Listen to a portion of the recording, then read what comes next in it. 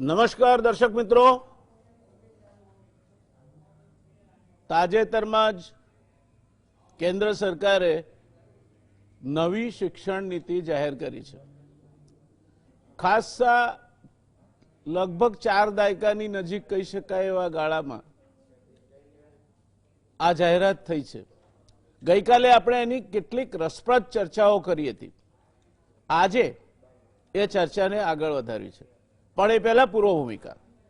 વિશ્વના દેશોની હરેળમાં આપણા દેશને પહોંચાડવા માટે ઠોસ ભૂમિગત શિક્ષણની જરૂરિયાત છે। એ હકીકત આપણે સ્વીકારીએ છીએ, પરંતુ સૌને શ્રદ્ધા બેસે એવું શિક્ષણનું માળખું હજી આપણે ઊભું કરી શક્યા નથી।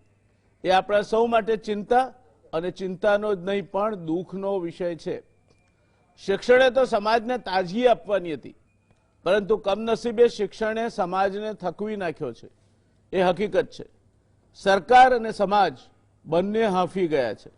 આવી સ્થિતિમાં ભાવિ પેઢીનું ભાગ્ય સુધરે તેવી આશા પ્રથમ દ્રષ્ટિએ રાખી શકાય તેમ નથી। આપણા શિક્ષણે ડોક્ટરો પેદા કર્યા, એન્જિનિયર, વકીલ, આઈએએસ અધિકારી, ઉદ્યોગપતિઓ, પરંતુ સારો માણસ પેદા કરવામાં, સારો માણસ આપવામાં શિક્ષણ નિષ્ફળ ગયું છે। ચારિત્ર ઘડતરના મુદ્દે શિક્ષણે સરિયામ નિષ્ફળતા નોંધાવી છે, એ વાત સ્વીકારવી પડે। શિક્ષણની પ્રથમ અગ્રતા માણસમાં રહેલી માણસાઈને પ્રગટ કરવાની હોવી જોઈએ। શિક્ષણ પાછળ અઢળક સમય અને સંપત્તિ ખર્ચાયા છતાં પરિણામ કેમ નથી મળતું એ વિશે વિચારવું જોઈએ। સાધન સામગ્રીનો ખડકલો કરી દેવાથી કે તજજ્ઞોની ટીમ બેસાડી દેવાથી ઉત્તમ શિક્ષણ મળી જશે એ બ્રહ્મથી બહાર આવી જવાની જરૂર છે। સાધનોની ગુણવત્તા નથી સુધારવાની, પણ માણસોની એટલે કે સોફ્ટ સ્કિલની ગુણવત્તા સુધારવાની છે। શિક્ષણ ક્ષેત્રને સ્વતંત્રતા અને મોકળાશ આપવી પડશે। શિક્ષકો પાસેથી આપણે શિક્ષણ સિવાયના એટલા બધા કામો લઈએ છીએ કે કદાચ દિવસના અંતે શિક્ષક પોતે શિક્ષણમાં છે તે વાત પણ ભૂલી જતો હોય તો નવાઈ નહીં। સરકાર, શાળાનું વાતાવરણ, શિક્ષક, વિદ્યાર્થી આ ચારેય પક્ષોએ સાવચેત રહી પોતાની જવાબદારી સમજવી પડશે। અને તેમાં પણ ખાસ કરીને એસસીએમ જેને કહે છે, સ્કૂલ મેનેજમેન્ટ કમિટી, જ્યાં એવા માણસો શિક્ષકો ઉપર કાબુ રાખવા માટે બેસાડવામાં આવે છે કે જે પોતે અજ્ઞાન હોય, વ્યસની હોય। આપણે ત્યાં એક કહેવત છે, જેવું વાવશો તેવું લણશો। કવિ પ્રેમાનંદે કહ્યું હતું કે જો ખળધાન વાવીએ તો ક્યાંથી પામીએ સાળ। પૂજ્ય રવિશંકર મહારાજે એક શિક્ષણ પરિષદમાં પ્રશ્ન પૂછ્યો હતો, બધું છે પણ તમારે વિદ્યાર્થીને કેવો ઘડવો છે તેનો ખ્યાલ તમારા મનમાં છે ખરો?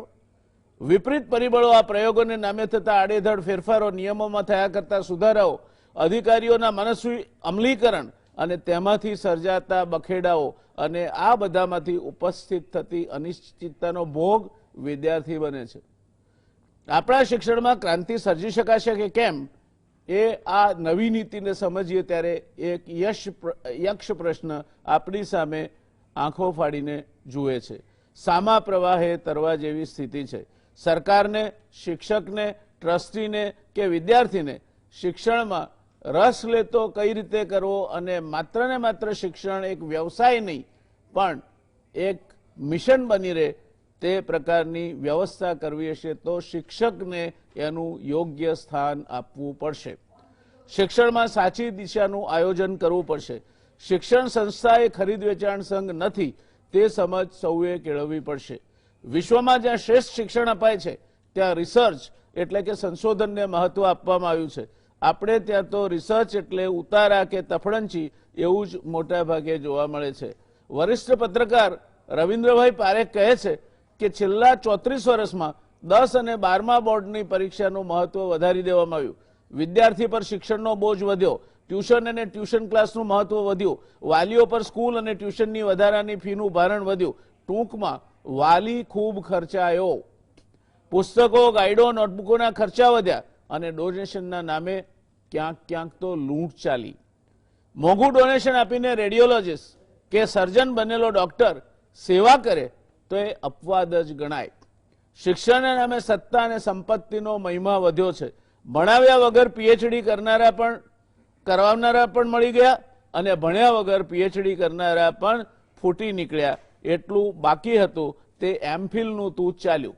નવી શિક્ષણ નીતિની વાત કરીએ દોસ્તો, નવી શિક્ષણ નીતિમાં એમફિલને તિલાંજલિ આપવામાં આવી છે. આ થવો જોઈતો આવકારદાયક ફેરફાર છે. બીજો મહત્વનો ફેરફાર બોર્ડની 10 અને 12ની પરીક્ષાનું મહત્વ ઘટાડવાનો છે. 10+2 નું સ્થાન હવે 5+3+3+4 લેશે. નવી શિક્ષણ નીતિમાં 3 વર્ષ આંગણવાડી પ્રી સ્કૂલિંગના હોવા ઉપરાંત 12 વર્ષ શાલે આજકાલ શિક્ષણના હશે. છેલ્લા દિવસોમાં ગોખીને પાસ થઈ જવાનું ચાલતું હતું તે ખાસ નહીં રહે ને સતત મૂલ્યાંકન દ્વારા વિદ્યાર્થી કેટલું શીખ્યું છે તે જોવાશે. એક મહત્વનો ફેરફાર ઓબ્જેક્ટિવ પ્રશ્નોને બદલે વર્ણનાત્મક જવાબોનું મહત્વ વધારવાનો પણ છે. આમ થતાં 100માંથી 100 માર્ક્સ લાવવાનું ચલણ બદલાય તો નવાય નહીં. જ્યારે લાખ વિદ્યાર્થી ગુજરાતીમાં નપાસ થતા હોય ત્યાં કોઈના 100માંથી 100 માર્ક્સ કઈ રીતે આવે? 100માંથી 100 માર્ક્સ જે એક્ઝામિનરે આપ્યા છે એમના પણ કદાચ ગુજરાતીમાં 100માંથી 100 માર્ક નહીં આવ્યા હોય તે નક્કી છે. ગણિતમાં 100 આવે તે સમજી શકાય, પણ ભાષામાં અસંભવ. એ 10+2 બન્યું. તેમાં ઓબ્જેક્ટિવ ટાઈપ ક્વેશ્ચન્સનો ફાળો મોટો છે. આ પદ્ધતિ બદલાઈ છે તે સારું થયું છે. એમ થતાં વિચારીને લખવાની વિદ્યાર્થીની ક્ષમતા અને હિંમત વધશે. 5 ધોરણ સુધી માતૃભાષા કે પ્રાદેશિક ભાષામાં શિક્ષણ આપવાની વાત આવકાર્ય છે. એને કારણે અંગ્રેજી માધ્યમની બોલબાલા ઘટશે એવું નહીં કહેવાય, પણ ગુજરાતી માધ્યમની માતૃભાષાના માધ્યમની બોલબાલા કાંઈક અંશે વધશે. એક વિષય તરીકે અંગ્રેજી હશે, પણ શિક્ષણનું માધ્યમ અંગ્રેજી ન રહેતા માતૃભાષા કે પ્રાદેશિક ભાષા રહે તે ઈચ્છનીય છે એવું ઘણા બધા શિક્ષણવિદો કહે છે. જોકે માતૃભાષા કે પ્રાદેશિક ભાષાનું મહત્વ 5મા સુધી જ સ્વીકારાયું છે તે ઓછું છે.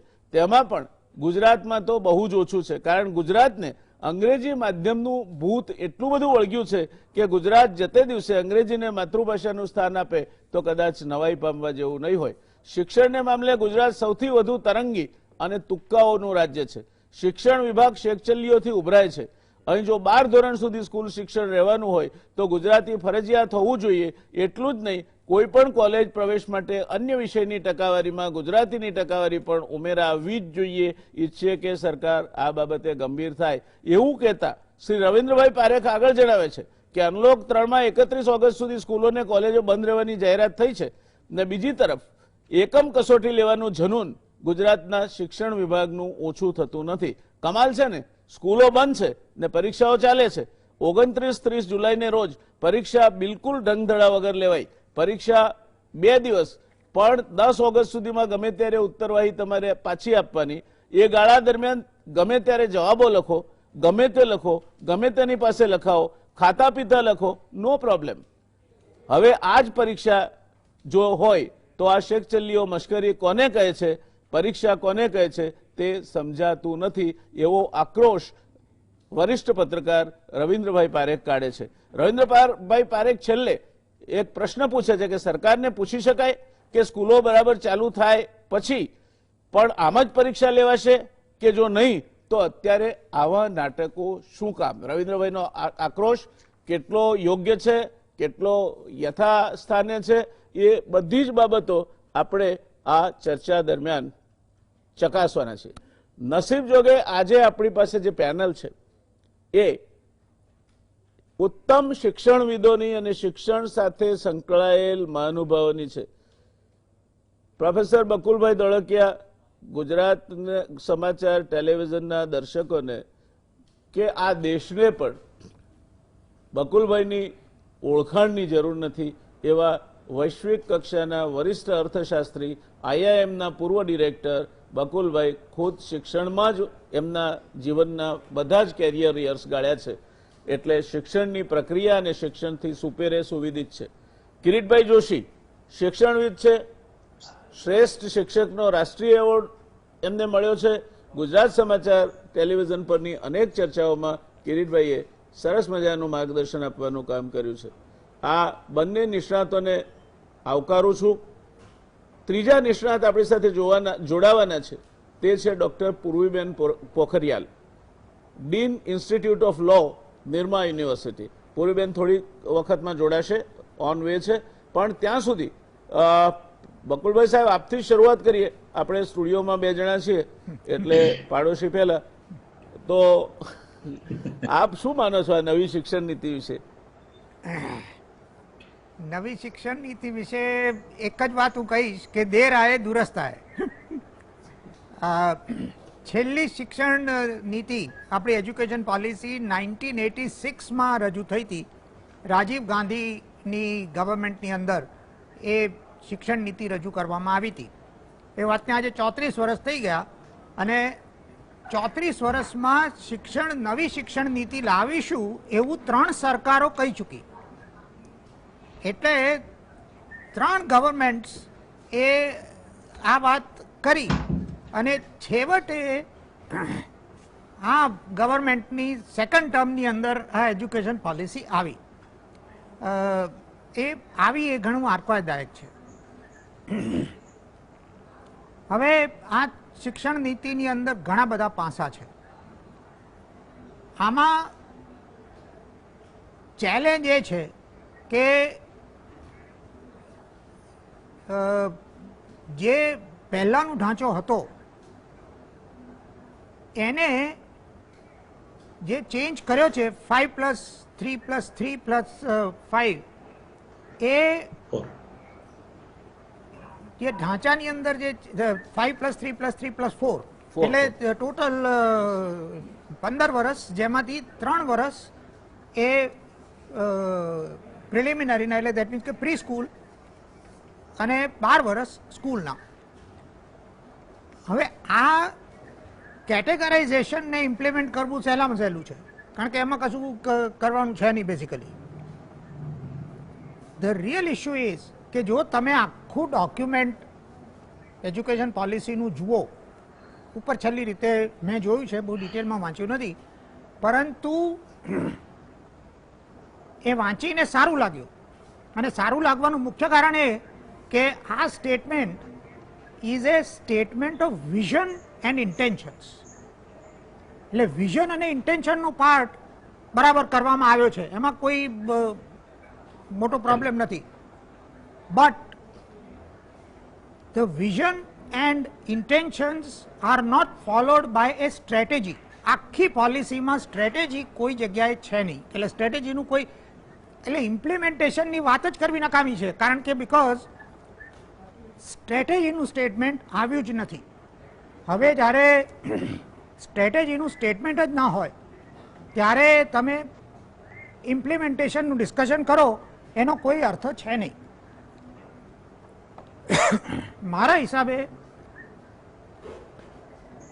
સૌથી મહત્વની વાત છે તે એ છે કે આપણે આપણી જાતને વૈશ્વિક સ્ટાન્ડર્ડ્સથી કમ્પેર કરવા માંગીએ છીએ. આજે એજ્યુકેશનના એક્સપેન્ડિચરની વાત કરીએ, અને એક્સપેન્ડિચરની વાત એટલા માટે કરવી પડે છે કે આપણો કન્સર્ન એ ફી ઉપર છે કે એજ્યુકેશનનો કોસ્ટ. હવે ફી વધારે હોય એટલે મોટામાં મોટો કકળાટ થાય, દેટ ઇઝ ઓકે. પણ નાઉ ધ ઇશ્યુ ઇઝ કે ફી વધારે હોય કે ઓછી હોય એનો ડાયરેક્ટ આધાર સરકારી ખર્ચ એજ્યુકેશન ઉપર કેટલો છે તેની સાથે છે. હવે આપણે છેલ્લા 10 વર્ષનું એવરેજ કાઢીએ તો આપણા દેશમાં એજ્યુકેશન ઉપરનો expense including primary, secondary, higher secondary અને યુનિવર્સિટી એજ્યુકેશન બધું મળીને જીડીપીના 3 to 3.2% થાય છે. OECD કન્ટ્રીઝ કે જે ડેવલપ કન્ટ્રીઝ જેની સાથે આપણે આપણી જાતને કમ્પેર કરીએ છીએ, અમેરિકા છે કે ઇંગ્લેન્ડ છે કે નોર્વે છે કે બધી ડેવલપ કન્ટ્રીઝ, ત્યાં આગળ આ પર્સેન્ટેજ ઓન એન એવરેજ 6%ની ઉપર છે. વી મસ્ટ રિયલાઇઝ કે એ લોકોની જીડીપી આપણા કરતાં ઘણી વધારે છે ઇન ટર્મ્સ ઓફ પર કેપિટા જીડીપી. એટલે એ મચ હાયર જીડીપીના 6% અને આપણી લોઅર પર કેપિટા જીડીપીના 3%. હવે આપણે જ્યાં સુધી પબ્લિક એક્સપેન્ડિચર એટલે સેન્ટ્રલ ગવર્મેન્ટ અને સ્ટેટ ગવર્મેન્ટ બંનેનો મળીને એ જ્યાં સુધી વધારવા માટે કટિબદ્ધ ના થઈએ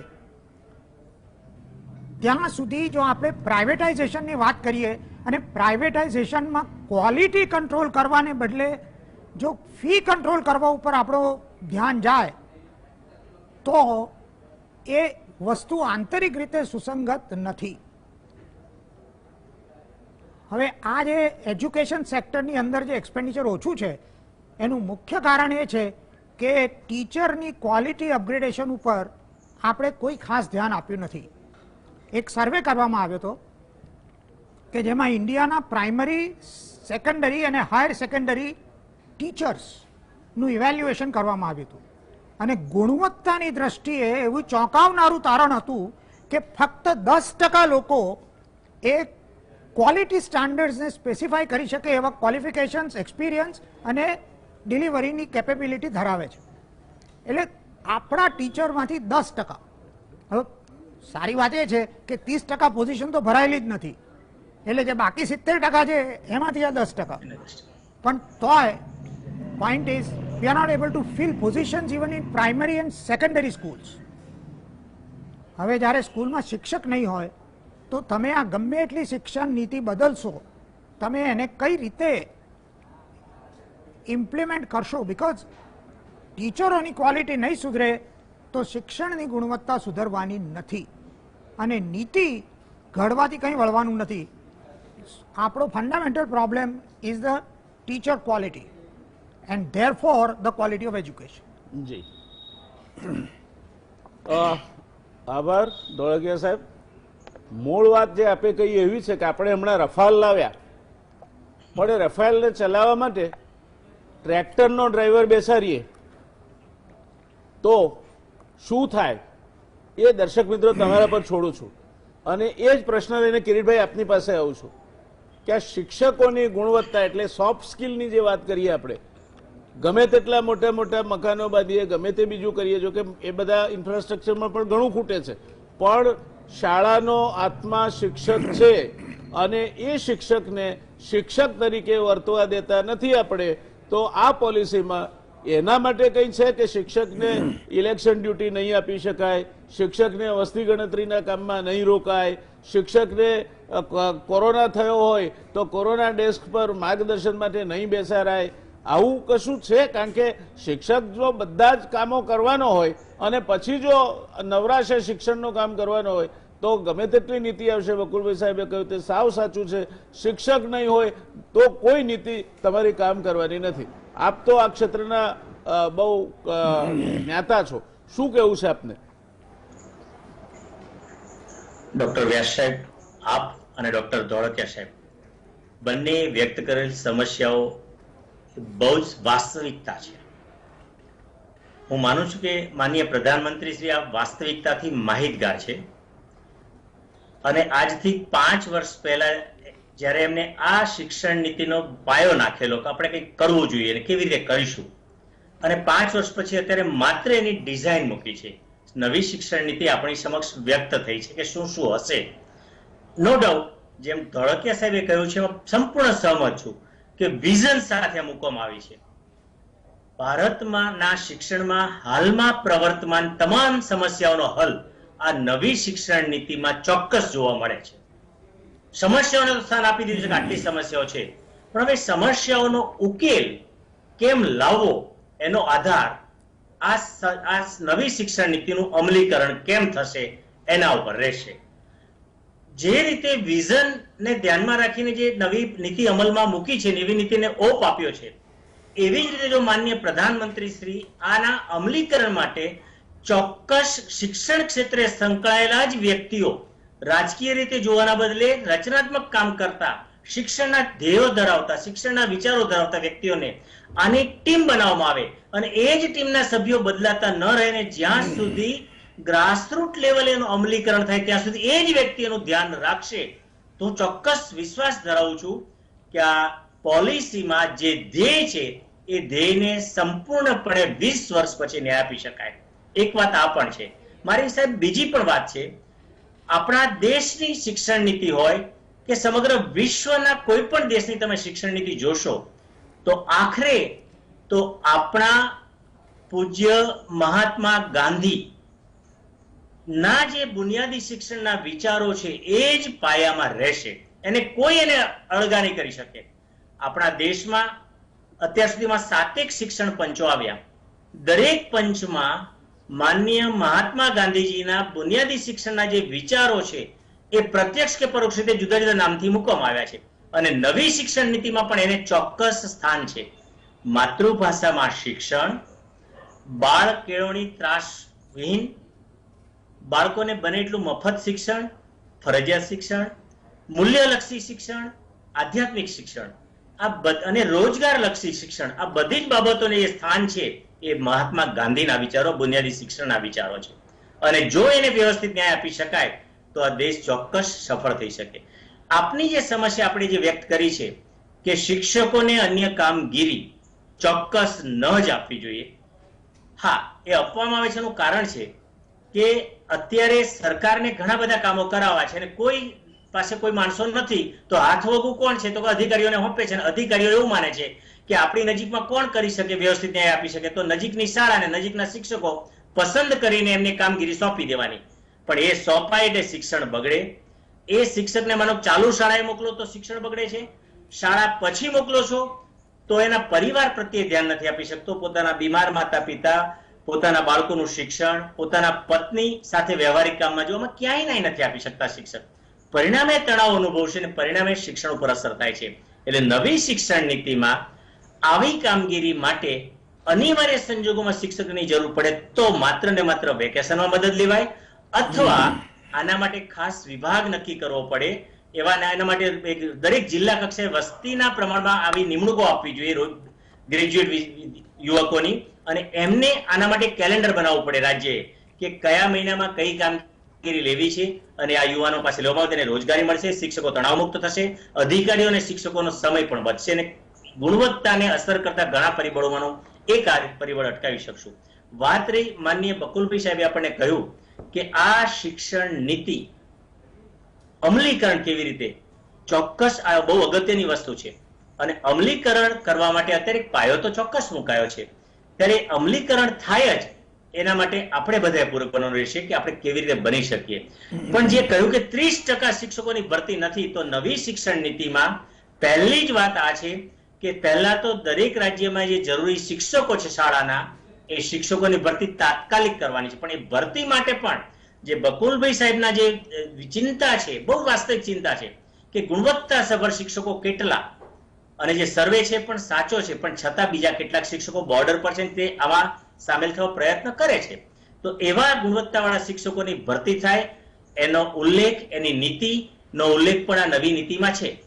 અને એથી વિશેષ છે કે આ નવી શિક્ષણ નીતિમાં જે શિક્ષકો શાળા કક્ષાએ કે ઉચ્ચ શિક્ષણ કક્ષાએ કામ કરતા હશે તેમની ગુણવત્તામાં વધારો થતો રહે, જળવાઈ રહે, એના માટે એમનું યોગ્ય સમયાંતરે મૂલ્યાંકન થશે અને મૂલ્યાંકનના આધારે એમને ભવિષ્યનું પ્રમોશન આપવામાં આવશે, જે આપણી, મારી, તમારી અને આપણી બધાની જે ચિંતા છે એ ચિંતાને ન્યાય આપી શકે એવું આ નવી શિક્ષણ નીતિમાંનું એક પગલું ચોક્કસ છે એવું હું માનું છું. થેન્ક યુ કિરીટભાઈ, આપે ખૂબ અગત્યની વાત કહી. આમ તો અમદાવાદમાં આ બકુલભાઈ સાહેબની આઈઆઈએમના જે એક પ્રોફેસર સાહેબે અભ્યાસ કર્યો હતો કે ગ્રાહક એનું બાઇંગ બિહેવિયર કેવું હોય છે. અમદાવાદની બહેનોનું એક પ્રોજેક્ટ કરવામાં આવ્યો હતો આજથી કેટલાક વર્ષો પહેલા, અને એણે એવું કહ્યું હતું કે અમદાવાદની બહેન પહેલી વખતે જાય ત્યારે ખરીદતી નથી મોટા ભાગે, અને પછી અમદાવાદની માત્ર બહેન નહીં, અમદાવાદી પણ એને 4 મુદ્દા જો સંતોષાય તો એ ખરીદે. પહેલું કે એ સસ્તું હોવું જોઈએ, બીજું સારું હોવું જોઈએ, ત્રીજું નમતું હોવું જોઈએ બીજા કરતાં થોડું વધારે, અને ચોથું ઉધાર મળે તો એના જેવું ઉત્તમ એ કે નહીં. આ માનસિકતાથી આપણે પીડાઈએ છીએ. અને કોઠારી સાહેબે જે નીતિ શરૂઆતમાં કરી ત્યારથી માંડીને આ ચોથી વખતની નીતિ છે, અત્યાર સુધી 6% જીડીપી 6% જીડીપીની માળા કરીએ છીએ, ક્યારે પણ 6% જીડીપીનું અલોટમેન્ટ થયું નથી. એટલે આપે બહુ જ સાચી વાત કહી કે બધા વિચારો ખૂબ ઉમદા છે, પણ એ વિચારો મેરી બિલ્લી કુત્તે કો મારતી અગર ધારતી તો એના જેવા છે. અને એ આપ જે કહો છો આ બધા ભેગા થાય, કયા ડિપાર્ટમેન્ટમાં આવું થયું છે કે નિષ્ણાતો ભેગા થઈને કામ કરે? નિષ્ણાતોને તો સરકારમાં બને ત્યાં સુધી દૂર રાખવામાં આવે છે, કારણ કે આઈએએસ અધિકારીઓની એક વર્કિંગ સ્ટાઇલ હોય છે. એટલે દરેક કમિટી બને તો એમાં એના ચેરમેન તરીકે તો એમાંથી જ કોઈ મુકાય છે. એટલે આ બધી વાતો વાસ્તવિક રીતે આટલા વર્ષોમાં થઈ નથી, હવે થાય તો મને લાગે છે કે આપણે નસીબદાર છીએ. પૂર્વીબેન, આપ તો કાયદા શાસ્ત્રને લગતા ફેકલ્ટીના ડીન છો.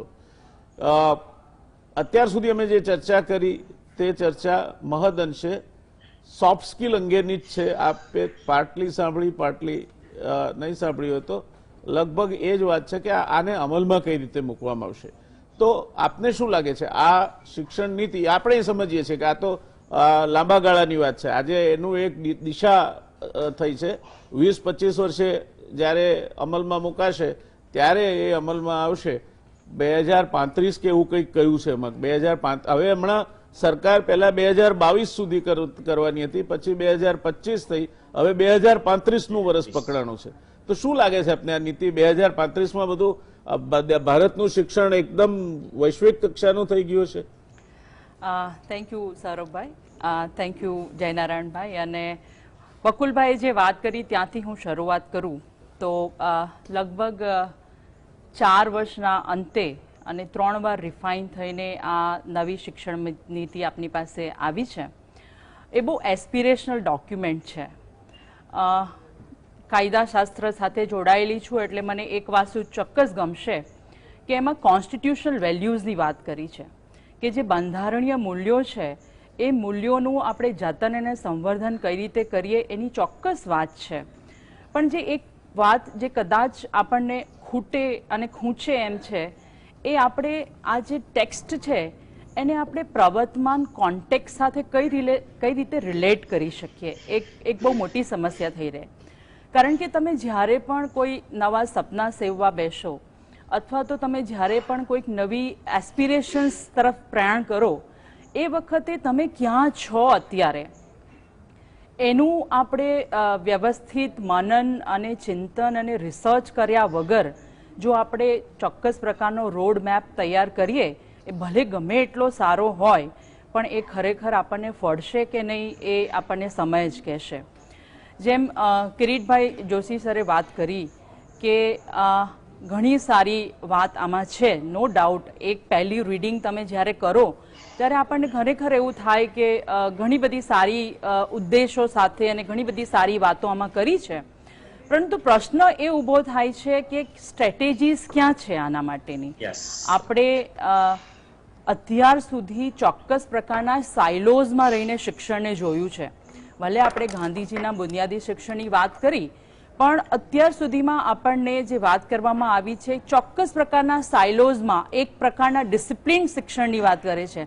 અને ઓલ ઓફ અ સડન હવે આપણને રિયલાઇઝ થાય છે કે liberal education is very vital અને આપણે મલ્ટીડિસિપ્લિનરી યુનિવર્સિટીઝમાં જોવું જોઈએ અને મલ્ટીડિસિપ્લિનરી યુનિવર્સિટીઝ ઊભી કરવી જોઈએ અને બહુ જ આપણે ફ્લેક્ઝિબિલિટી લાવવી જોઈએ કરિક્યુલમમાં. બાળકોને ઘણું બધું આપણને ફ્લેક્ઝિબિલિટી મળવી જોઈએ, મોકળાશ મળવી જોઈએ, credit transfer, credit banking system હોવું જોઈએ, ઘણા બધા એક્ઝિટ ઓપ્શન્સ હોવા જોઈએ. આ ઘણી બધી વસ્તુ સાચી છે પરંતુ આપણી જે અત્યારે સામાજિક મનોદિશા છે અને જે આપણી સામાજિક ચેતના અને માનસિકતા છે એ જોતા ખરેખર આ બધા માટે આપણે ચોક્કસ પ્રકારે તૈયાર છીએ કે નહીં એક બહુ મોટો સવાલ થઈને ઊભો થઈ પડે છે. એક નાનકડું ઉદાહરણ આપું કે આજથી થોડાક વર્ષ પહેલાં જ્યારે યુજીસીએ ચોઇસ બેઝડ ક્રેડિટ સિસ્ટમની વાત કરી હતી. હવે ચોઇસ બેઝ ક્રેડિટ સિસ્ટમમાં એવું હોય કે વિદ્યાર્થીઓને ઘણી બધી ફ્લેક્ઝિબિલિટી મળતી હોય એમના પસંદગી પ્રકારના કોર્સીસ લેવા માટે. પરંતુ એવા સંજોગોમાં પણ આપણી પાસે એવા શિક્ષકો ક્યાં છે? જ્યારે આપણે શિક્ષકોની વાત કરીએ ત્યારે જે કોર કોર્સીસ છે, જે કમ્પલસરી કોર્સીસ છે એને ભણાવવા માટે જ આપણી પાસે ચોક્કસ પ્રકારના વિદ્વાન શિક્ષકોની અછત છે. તો તમે જ્યારે ઇન્ટરડિસિપ્લિનરી અને મલ્ટીડિસિપ્લિનરી એજ્યુકેશન્સની વાત કરો એ માટે ઘણા બધા પ્રકારના હાઈલી ટેલેન્ટેડ વિદ્વાન શિક્ષકોની આપણને કોલેજ કક્ષાએ જરૂર પડે છે અને ઇવન સ્કૂલ કક્ષાએ પણ જરૂર પડે છે જો આપણે ઇન્ટરડિસિપ્લિનરી અને મલ્ટીડિસિપ્લિનરી અન્ડરસ્ટેન્ડિંગ બાળકોમાં ખીલવવાનું હોય. તો એવા સંજોગોમાં જે શિક્ષકની ગુણવત્તા ઉપર અને શિક્ષકના ટ્રેનિંગ ઉપર જે ભાર આપ્યો છે એ યથાયોગ્ય છે પણ એ આપણે કઈ રીતે આ મૂળભૂત જે ઢાંચો છે એ ઢાંચામાં કઈ રીતે પરિવર્તન લાવીશું. આજે એક સિમ્પલ એક્ઝામ્પલ આપીએ કે મેથ્સની સાથે તમે મ્યુઝિક પણ લઈ શકશો, પણ આજે જ્યારે આપણે ઇન્ડિયન માનસિકતાની વાત કરીએ, ભારતીય માનસિકતાની વાત કરીએ, તો એક મોટો સ્ટેક હોલ્ડર પેરેન્ટ્સ પણ છે.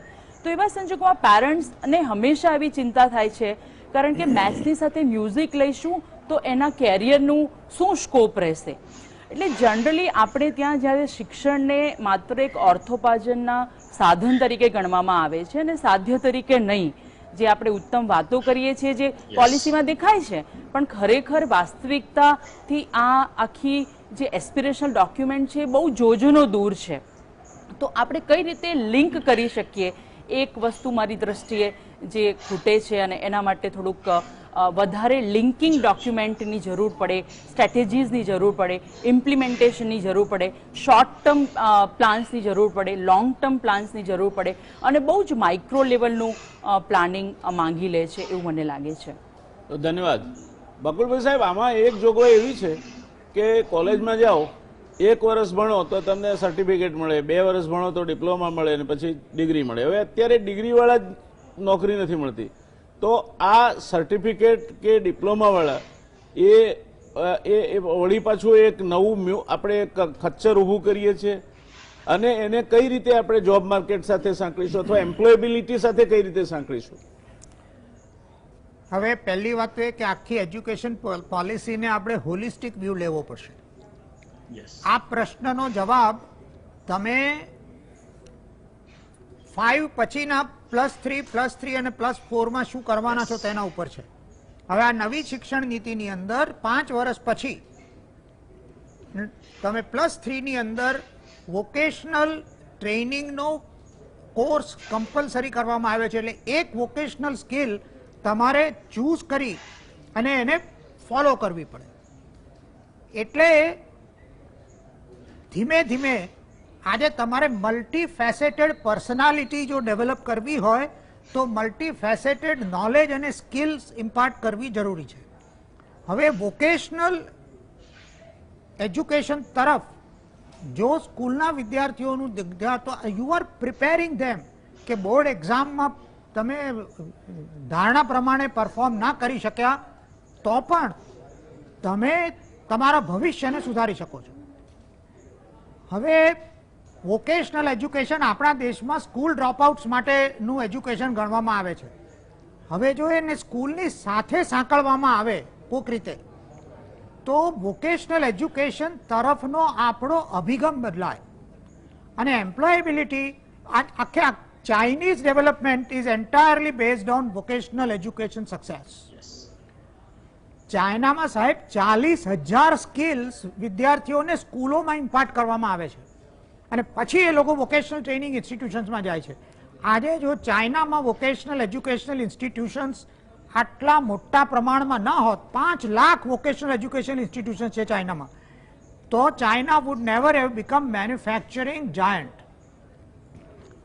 આપણે ત્યાં વોકેશનલ એજ્યુકેશન એટલે શું કે 10મી ફેલ થયો, 12મી ફેલ થયો એટલે પેલામાં ગયો. એટલે સોસાયટી જ એને દે લુક ડાઉન અપોન. હવે જે તમે કહ્યું તે ધારો કે એ વ્યક્તિ કોલેજનું પહેલું વર્ષ કમ્પ્લીટ કર્યા પછી આગળ એનાથી ગમે તે કારણસર જવાતું નથી.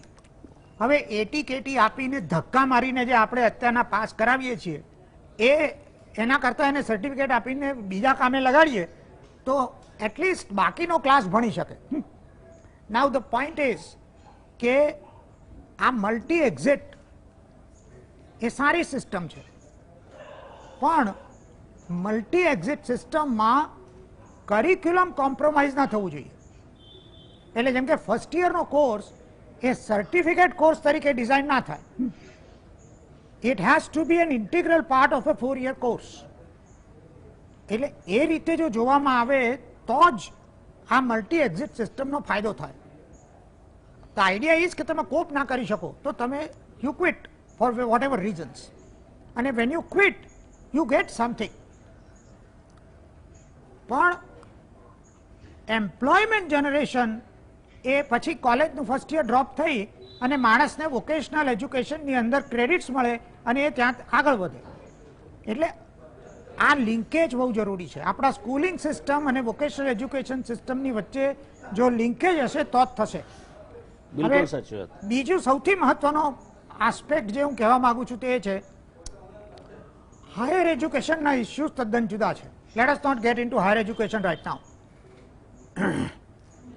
સમજવાની વસ્તુ એ છે કે આપણને જ્યારે આઉટકમની વાત કરીએ ત્યારે આપણે આપણો પર્સપેક્ટિવ આંતરરાષ્ટ્રીય હોય કે અમેરિકન એજ્યુકેશન સિસ્ટમનો આઉટકમ શું છે, ઇંગ્લિશ એજ્યુકેશન સિસ્ટમનો આઉટકમ શું છે. હવે કેટલા લોકોને ખબર છે કે અમેરિકામાં પ્રાઇમરી, સેકન્ડરી અને હાયર સેકન્ડરી લેવલે per student expense in United States today is $15,000 per student. $15,000 per student એટલે આપણા દેશના હિસાબે 11 થી 11.5 લાખ રૂપિયા એક વિદ્યાર્થી દીઠ દર વર્ષે ખર્ચવામાં આવે છે. હવે સાહેબ આપણે ક્યાં where are we in relation to that? એટલે ગોળ નાખ્યા વગર આપણે ઈચ્છીએ છીએ કે વસ્તુ ગળી થાય. હવે એ આ કઈ રીતે બનવાનું છે? નાઉ આપણે હંમેશા આઈડિયોલોજીકલ ડિબેટમાં જ પડ્યા છીએ. અલા જે ધનવાનો છે એમને પ્રાઇવેટ સ્કૂલની હાઈ ફીસ ને કરવા દો ને બાપા, એને કંટ્રોલ કરીને તમને મળવાનું શું છે? તમે જો ગરીબોને કેટર કરવા માંગો છો તો તમારી પબ્લિક એજ્યુકેશન સિસ્ટમને સ્ટ્રોંગ બનાવો. યુ કંટ્રોલ યોર ફીસ અને ત્યાં આગળ તમે ગુણવત્તા ભરેલું એજ્યુકેશન આપો. આજે એક વચ્ચે હરિયાણાની સ્ટોરી આવી હતી કે જેમાં લોકો પ્રાઇવેટ સ્કૂલોમાંથી પબ્લિક સ્કૂલની અંદર પાછા જઈ રહ્યા છે. Now you improve. હવે હું એમ કહું છું સાહેબ કે પ્રાઇમરી, સેકન્ડરી અને હાયર સેકન્ડરી સ્કૂલનું એક્રેડિટેશન સિસ્ટમ કેમ ના હોવી જોઈએ? Why should there not be quality assessment which is done by formal agency? તમે આઉટકમની વાત કરો છો પણ ક્વોલિટી એસેસમેન્ટની વાત અધ્યાહાર રાખી છે. બીજું કે ટીચર ટ્રેનિંગ ઉપર તમે કેટલો ખર્ચો કરી રહ્યા છો? ટીચર ટ્રેનિંગ મેન્ડેટરી છે? તમે ટીચરનું ક્વોલિટી અપગ્રેડેશન કરી રહ્યા છો કે એકવાર બીએડ થયો એટલે પતી ગયું? હવે સાહેબ આ જે બધા ઇસ્યુઝ છે એ ઇમ્પ્લિમેન્ટેશનના ઇસ્યુઝ આ છે. જ્યારે આપણા દેશમાં 86ની પોલિસીમાં પણ આ જ વાત કરવામાં આવી હતી કે ટીચર ટ્રેનિંગનું શું, ક્વોલિટી અપગ્રેડેશનનું શું. એટલે સાહેબ આમાં એવું છે કે 34 વર્ષ જો આપણે રાહ જોઈ તો હજી બીજા 2 કે 3 વર્ષ રાહ જોવામાં કશું ખાટું મોડું થવાનું નથી. પણ don't implement A good policy badly. Yes. If a good policy is not implemented properly, the intentions will go to waste. અને એમાંથી આઉટકમ કંઈ નહીં આવે.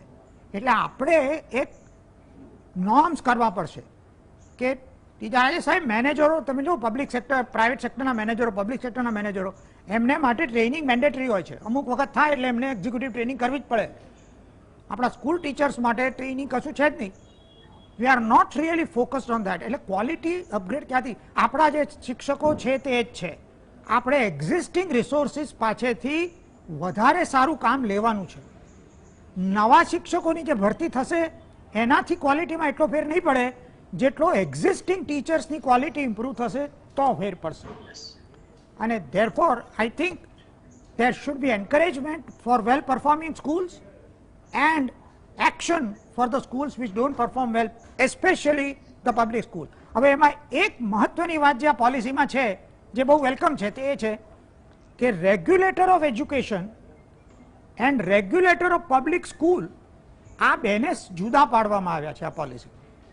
એટલે જે માણસ પબ્લિક એજ્યુકેશનની પોલિસી નક્કી કરે એ જ માણસ સ્કૂલોને એડમિનિસ્ટર કરવાનો નથી. એટલે conflict of interest has been avoided. Now we need a strong regulator of public schools. That regulator should not worry too much about private schools, should really focus on the public education, public schools.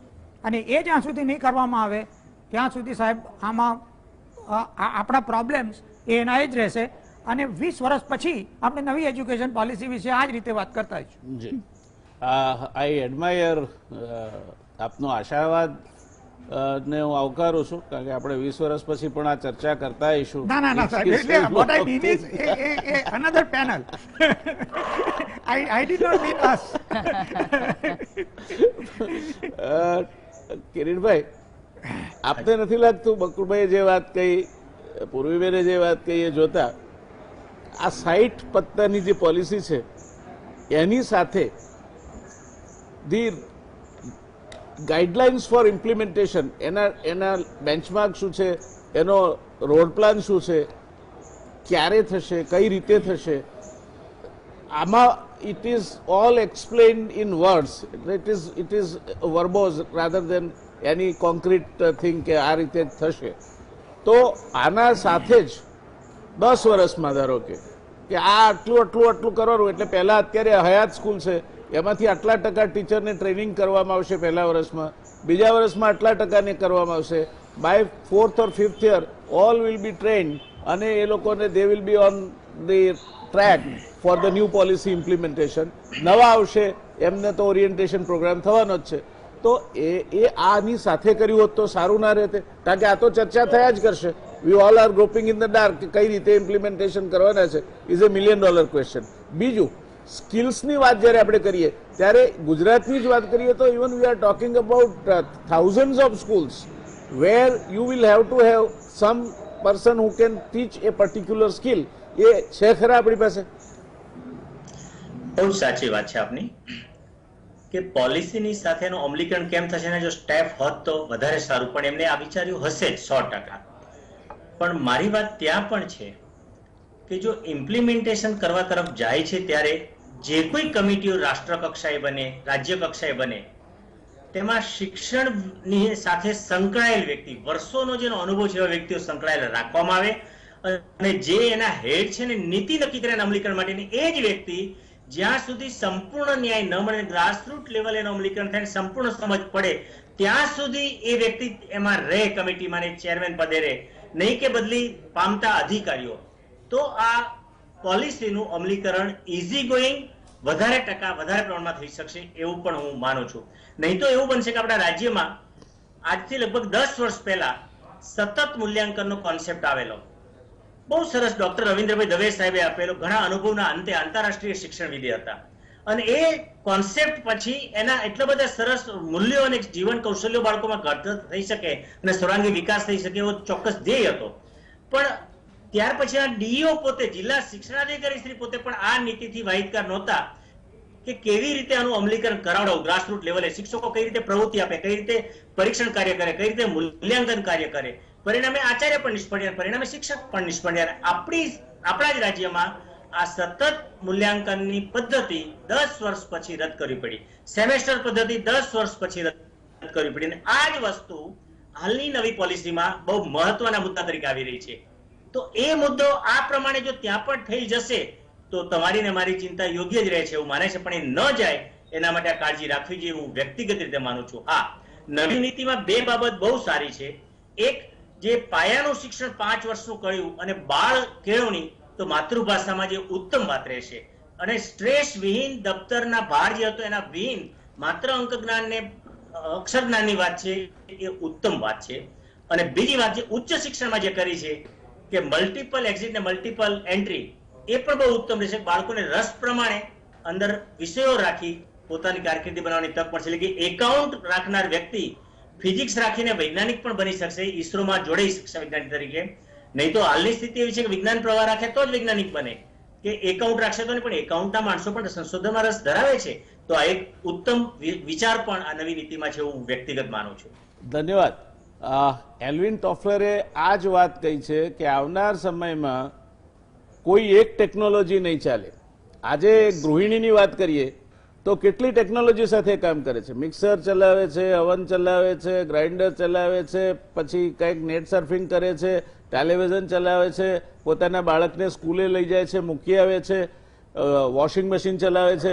કેટલી બધી technology આજે ગૃહિણીને એ જો એની સાથે જો તાદાત્મ્ય ના સાથે તો she will be લેમ. એમ ડોક્ટરની એક નાની વાત કરી લઈએ તો ડોક્ટર જ્યારે તમારા શરીરમાં પ્રવેશે છે, ઇન્ટ્રાવેન્સિસ કાર્ડિયોલોજીસ્ટ, ત્યારે એ લોહી નળીઓમાં જાય છે, એ લોહીમાં થઈને પસાર થાય છે, એ ફ્લુઇડ ડાયનેમિક્સ છે. જ્યાં જાય છે બ્લોક છે, ખોલે છે કેમેરા, એ ઓપ્ટિક્સ છે. ત્યાં સ્ટેન્ટ ઇન્સર્ટ કરે છે, મટીરિયલ સાયન્સ છે. Stent is chemically coated, it is chemistry. Dye is injected, it is physical chemistry. And all the time doctor પેલા મોનિટર સામે જુએ છે, આઈટી છે. આ 15 મિનિટના પ્રોસિજરમાં આટલી ટેકનોલોજી વપરાય છે. એટલે આવનાર સમયમાં પુરાતત્વ ખાતામાં તમારે કામ કરવાનું હોય, ઇતિહાસમાં કામ કરવાનું હોય કે હોમ સાયન્સમાં કામ કરવાનું હોય, ટેકનોલોજી એક કરતા વધારે તમારે એની સાથે પનારો પાડવાનો છે. એ વાત એટલી જ નિશ્ચિત છે અને મને લાગે છે ત્યાં સુધી એ દિશામાં કોઈ પણ શિક્ષણ નીતિએ જવું જોઈએ એનો ઉલ્લેખ થયો છે, તે સારી વાત છે. પૂર્વીબેન, મારે એ પૂછવું છે આપને કે આ શિક્ષણ નીતિઓ આવે છે ને અત્યાર સુધી આમાં એવું છે કે પેલો દૂધનો દાજો છાશ ફૂંકીને પીવે. અત્યાર સુધી શિક્ષણ નીતિઓ આવતી જ રહી છે અને આ પણ આવી છે. હવે એ મજા એની ક્યાં છે કે આ એક વિઝન ડોક્યુમેન્ટ છે, એટલે જેમણે આ બનાવ્યું છે એને ઇમ્પ્લિમેન્ટેશન સાથે બહુ લેવા દેવા રહેવાની નથી. એ જે ઇમ્પ્લિમેન્ટેશન બનાવશે એ એમની રીતે આને સમજવાનો પ્રયત્ન કરશે. એટલે પેલા હાથીને છ આંધળા જેવી વાત થાય. તો જેમણે બનાવી છે એમે કયા વિઝનથી બનાવી છે તો બ્લુપ્રિન્ટ એની સાથે હોવી જ જોઈએ કે આ રીતે અમે વિચાર્યું છે અને આ રીતે આનું ઇમ્પ્લિમેન્ટેશન છે. કદાચ પછી એમની પાછળ આગળવાળા થોડું એડજસ્ટમેન્ટ કરે, પણ સાવ ટ્રેજેક્ટરી કરેક્શન આવે આખો રસ્તો જ બદલી નાખે તો એ ચાલે નહીં. તો આ શિક્ષણ નીતિ જે આજે આવી છે એને 2035 સુધીમાં આ બધા જે ગોલ્સ કરવાના છે, તો આપને લાગે છે કે અત્યાર સુધી કેટલીય વસ્તુ બદલી ગઈ છે? કારણ કે the speed at which technology is changing is phenomenal. એટલે રાત્રે તમે સુઈ જાઓ હવે અને સવારમાં અપડેટ ના કરો તમારી જાતને તો વિલ બી આઉટડેટેડ. એ જમાનામાં કોઈ પણ પ્રકારના માઇલસ્ટોન વગરની, કોઈ પણ પ્રકારના ટાર્ગેટ વગરની, કોઈ પણ પ્રકારની ગાઈડલાઇન્સ વગરની માત્ર પોલિસી છે, એ 4 વર્ષ બગાડી અને એને મૂકવાનો કોઈ અર્થ ખરો?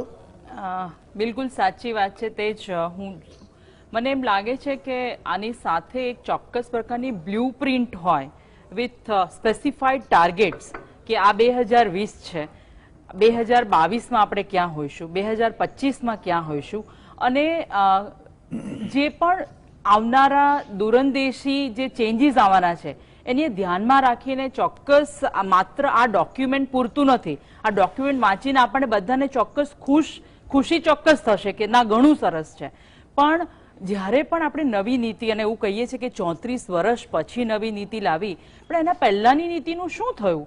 86માં, 92માં Kothari commission, Radhakrishnan commission, UGC commission, એ બધા કમિશને જે પણ રિપોર્ટ આપ્યો કે જે નીતિઓ બનાવી એનું કેવી રીતે અને કેટલા અંશે પાલન થયું, અને જો ન થયું હોય તો શા માટે નથી થયું? એટલે મને જે પેચીદો મુદ્દો અહીંયા જે લાગે છે કે તમે પોલિસી બનાવી કોઈ હિસ્ટોરિકલ કોન્ટેક્સ્ટ વગર. કારણ કે તમે જ્યારે કશું પણ નવી વસ્તુ, જે એક્ઝિસ્ટિંગ ઇશ્યુઝને તમે નવેસરથી જ્યારે વિચારવા જાઓ ત્યારે અત્યારના ઇશ્યુઝ શું છે, ભૂતકાળમાં એને કઈ રીતે ટ્રીટ કરવામાં આવી હતી અને કઈ રીતે આપણે why we are Fehling and how we are Fehling, એને જો આપણે આખી ચર્ચા વિચારણામાં લઈએ નહીં તો મને લાગે છે કે એ 2035 કે 2050 કે 2060 સુધી પણ આપણે કશું થઈ નહીં શકીએ. બીજું મને એક જે મુદ્દાનો વસ્તુ એમ લાગે છે કે જે 6%ની અહીંયા વાત કરી, બકુલભાઈ સાહેબે પણ કહ્યું, પણ છેલ્લા 2-4 વર્ષનો આપણને બધાને જે રેશિયો કાઢીએ સરેરાશ, એ 3.2%થી વધારે નથી. અને આખી વાતમાં શું માત્ર ને માત્ર 6% ઇન્વેસ્ટમેન્ટથી આપણે ક્યાં આખી વસ્તુ સુધી પહોંચી શકીશું ખરા? એ પણ એક બહુ મોટો મુદ્દો ઉઠીને આવે છે. અને 6% જીડીપીના 2035 સુધી પણ 6% જ રહેશે કે એમાં કંઈક ઉત્તરોત્તર વધારો થતો રહેશે? કારણ કે આમ આખી તમે 60 પાનાનું જે ડોક્યુમેન્ટ વાંચો, પહેલી વાર તમે વાંચો તમને બહુ જ મજા આવશે, બીજી વાર તમે જ્યારે માઇન્યુટલી રીડિંગ કરવા જાઓ ત્યારે તમને ક્યાંક કશુંક અધૂરું હોય એમ લાગે છે. કારણ કે ક્યાંક તો એ પ્રમોશન ઓફ ધી પ્રાઇવેટ એજ્યુકેશનની વાત કરે છે અને ક્યાંક પબ્લિક અને પ્રાઇવેટ સેક્ટરને એક સાથે ગણવા માંગે છે. એટલે એવા સંજોગોમાં જે આપણે કહીએ છીએ કે આપણે એક વેલફેર સ્ટેટ છે, પણ ઘણા બધા ક્ષેત્રોમાં જેમ આપણે વેલફેરના આસ્પેક્ટ્સને ફેરવેલ આપી દીધી છે એમ ક્યાંક આમાં પણ એવું નથી થઈ રહ્યું ને. એટલે એ માટે ચોક્કસ ક્લેરિટી માટે blueprint, short term goal, long term goal અને with the investment in the budget allocation for every year એ પ્રકારનું મને લાગે છે લિંકિંગ ડોક્યુમેન્ટ જો હોય તો એ ખરેખર વધારે સારું રહે. ધન્યવાદ. બકુલભાઈ, આ જે ચર્ચા થઈ, હવે આપણી પાસે પ્રિસાઇઝલી 4 મિનિટ છે બહુ સરસ સાહેબ. અને તમને અને કિરીટભાઈને બેના વચ્ચે અડધો સમય યા મારે આપવાનો છે. Can you tell me how you would have like this policy? એનામાં શું તમને થયું હોત તો આ પોલિસી આપને ગમી હોત? કિરીટભાઈ, સેમ ક્વેશ્ચન ફોર યુ. હવે આપણા દેશના એજ્યુકેશન પ્રોબ્લેમના જે બે મેજર પાર્ટ છે, one is the student and the other is the teacher. ઇન્ફ્રાસ્ટ્રક્ચરની વાત આમાં રેલેવન્ટ છે જ નહીં. હવે સાહેબ આપણે સ્ટુડન્ટની વાત કરીએ ને તો નવી પેઢીના બાળકો ખૂબ સ્માર્ટ છે. એમની ઓવરઓલ પર્સનાલિટી ડેવલપમેન્ટ અને ક્રિએટિવિટી ઉપર જે ફોકસ આપવામાં આવ્યું છે એ ઘણું આવકારદાયક છે. આઈ હોપ કે એને વ્યવસ્થિત રીતે એનો અમલીકરણ થાય. એક સિમ્પલ એક્ઝામ્પલ આપું. આજના smartphone they are challenging the creativity of our children and our children have adapted to smartphones much better than the elder generation. Very true. So આપણા ચિલ્ડ્રનની અંદર ક્રિએટિવિટીમાં આપણા બાળકો કોઈથી પાછળ પડે એવા નથી, પરંતુ એમની ક્રિએટિવિટીને તમે કઈ રીતે વિકસાવશો એની ટ્રેનિંગ કેટલા ટીચરો પાસે છે. સો મહત્વની આજે creativity workshops are required four teachers, જેથી કરીને એ લોકો બાળકોને એ વસ્તુ કરી શકે. અને ખાસ કરીને આંગણવાડી અને ફર્સ્ટ એન્ડ સેકન્ડ સ્ટાન્ડર્ડ માટે સૌથી વધારે રિલેવન્ટ છે અને પાયો ત્યાં નંખાય છે. એટલે પૂર્વીબેને કહ્યું કે આપણે આ 3% થી 6% વાત કરીએ છીએ. બેઝિકલી જે વધારાના 3% છે એ ટીચર ટ્રેનિંગ અને ક્વોલિટી અપગ્રેડેશનમાં જ આપણે પાછળ પડી રહ્યા છીએ. I think teachers are well paid but we are not taking the required work from them. એટલે મારા હિસાબે જે 5+3 જે પહેલા 2 પિલર છે એના ઉપર જો આપણે આવતા 5 થી 7 વર્ષમાં ફોકસ કરીશું તો બાકીની સિસ્ટમ એ છોકરાઓ જ ટીચરને ચેલેન્જ કરીને એમને ઠેકાણે પાડી દેશે. બરાબર છે. Kiritbhai, over to you. નવી જે શિક્ષણ નીતિ છે ખરેખર બાળકોના સર્વાંગી વિકાસ તરફ દોરી જાય છે, પણ એ બાળકોને કઈ રીતે સામેલ કરવા અને બાળ કેન્દ્રી કેમ બનાવવી એ બહુ મહત્વનો મુદ્દો છે. અને બાળ કેન્દ્રી બનાવવા માટે શિક્ષકોમાં એક ક્ષમતા હોવી જરૂરી છે. અને આખરે તો એક ક્ષમતા ત્યારે જ મળશે કે જ્યારે સતત એમનામાં નવું જાણવાની વૃત્તિ હોય, સંશોધનની વૃત્તિ હોય, તાલીમ મેળવતા રહે તો જ એ શક્ય છે. પણ એક વાત એ પણ છે કે આ નવી નીતિમાં જે આરટીઈ એક્ટ જે છે, રાઇટ ટુ એજ્યુકેશન, એને જે પૂર્વ પ્રાથમિક થી 12મા ધોરણ સુધી લઈ ગયા છે એનાથી લાખો વિદ્યાર્થીઓની, હજારો પરિવારોની હજારો રૂપિયા ફી બચશે. અને જે કેજી થી જે શરૂ થયું પૂર્વ પ્રાથમિક થી, એટલે જે પ્રાથમિક કક્ષાએ જે આરટીઈ ના કારણે જે કેટલાક પ્રશ્નો ઉભા થતા હતા, વહીવટી પ્રશ્નો, એ પણ સોલ્વ થશે. આ પણ એનો ફાયદો થવાનો છે.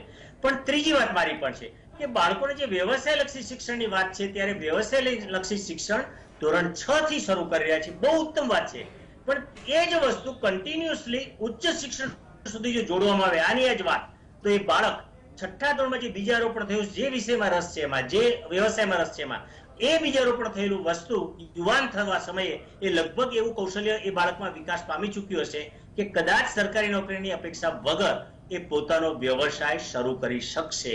આ બહુ મહત્વની વાત. અને છેલ્લો મુદ્દો, આ નવી પોલિસીમાં ગ્રાન્ટેડ કે સરકારીકરણના બદલે ખાનગીકરણ તરફ વધારે ધ્યાન છે. પણ એનો હેતુ પણ દર્શાવ્યો છે કે ક્વોલિટેટિવ એજ્યુકેશન મળી રહે માટે આ છે, ઉચ્ચ શિક્ષણમાં ખાસ. અને આ વસ્તુઓ આ નવી શિક્ષણ નીતિમાં બહુ પ્રોપર બની રહી છે હું માનું છું.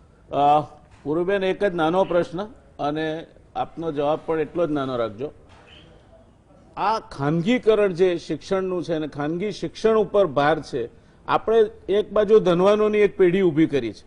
આજે આપણા દેશમાં 90% વેલ્થ એ 10% લોકો પાસે છે. હવે આ એક નવી ક્લીવેજ આપણે ઊભી કરી રહ્યા છીએ એજ્યુકેશનના કારણે, એવું લાગે છે આપને? હા બિલકુલ. એટલે છે ને આ પોલિસીમાં એક વસ્તુ લખી છે કે આગળની પોલિસી કરતા કઈ રીતે જુદી પડે, તો કે આગળની પોલિસીમાં ખાલી ઇક્વિટી ને એક્સેસની વાત કરતા, હવે અમે ઇક્વિટી, એક્સેસ, એફોર્ડેબિલિટી એન્ડ એકાઉન્ટેબિલિટીની વાત કરીએ છીએ અલોંગ વિથ ધી ટ્રાન્સપરન્સી. એટલે આ છે ને ઇનહરન્ટ કોન્ટ્રાડિક્શન્સ છે. તમે એક તરફ આપણે વાત કરી રહ્યા છે કે એફોર્ડેબિલિટી અને બીજી તરફ આપણે પ્રાઇવેટાઇઝેશનની વાત કરીએ છીએ. અને જ્યારે આપણે પ્રાઇવેટાઇઝેશનને વેગ આપતા હોઈએ ત્યારે ચોક્કસ પ્રમાણે આપણે એક વસ્તુ તો સ્થાપિત કરીએ છીએ કે આપણને ખ્યાલ છે કે private players R performing quite well in terms of the quality in compare to the public spaces. એટલે ક્યાંક આખી પોલિસી જોતા આપણને એવું લાગે છે કે ક્યાંક ઇનહરન્ટ કોન્ટ્રાડિક્શન્સ હોય, આપણને ખરેખર કઈ વસ્તુને પ્રાધાન્ય આપીએ છીએ એ થોડું નક્કી નથી થઈ શકે. Thank you. દર્શક મિત્રો, તમે જોયું કેટલી બધી ચર્ચાઓમાં કેટલા બધા મુદ્દા એવા છે કે જેનો આજે કોઈ જવાબ નથી. અને ગુજરાતીમાં બે કહેવતો છે એના માટે. એક છે લાડી પાડી નીવડે વખાણ. એ ક્યારે તમને શું ફળ આપશે અત્યારે કેવું દુષ્કર છે. અને બીજું છે આંબે મોર અને કલાલે લેખા. આંબે મોર આવ્યો હોય અને કેરીની વખારના હિસાબો ના મંડાય, અને કલાલ એટલે જે દારૂનું પીઠું ચલાવતો હોય એના હિસાબો ઉપર આધાર રાખીને ધિરાણ ન થાય, કારણ કે દારૂડિયાઓ કેટલા પૈસા પાછા આપશે એ કંઈ નક્કી નથી હોતું. આ પ્રકારની પરિસ્થિતિ આજે છે.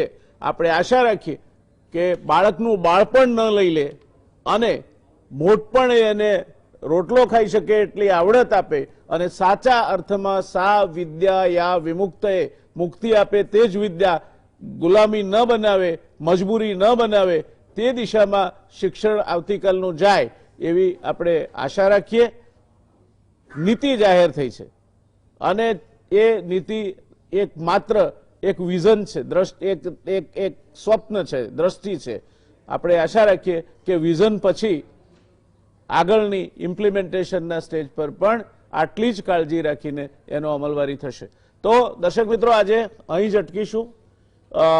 ફરી મળીશું આપણે એક નવા વિષય સાથે, નવી નિષ્ણાતોની પેનલ સાથે. ત્યાં સુધી શુભરાત્રી, આવજો, ટેક કેર, શબ્બા ખેર.